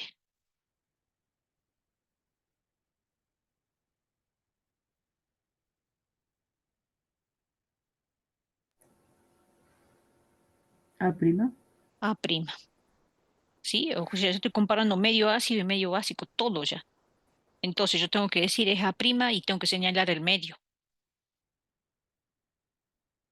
En medio básico. O sea, tengo que decir, el mejor agente oxidante lo tengo en medio básico y es A'. ¿Sí? Bueno, ¿se entendió? Vieron que no es difícil, pero es un poquito más engorroso, ¿sí? Es un poquito más engorroso esto, ¿por qué? Porque yo tengo que mirar bien la abscisa y tener bien en claro acá en mi cabeza cuándo es oxidación, cuándo es reducción y recién fijarme cómo tiene que ser la pendiente y recién estoy listo para responder. Entonces esa tarea la tienen que hacer con un diagrama de Frost antes de responder agente oxidante, agente reductor, tener bien en claro cuándo hay oxidación, cuándo hay reducción, fijarse bien cómo están puestos los estados de oxidación y recién analizar y responder. Bueno, esto se entiende, pero si no lo repasan, después no lo saben hacer, les digo, ¿eh? Así que mejor que esto lo practiquen y lo ejerciten. Esto es tema de parciales, así que a no dejarlo en el tintero porque yo los diagramas los tomo sí o sí.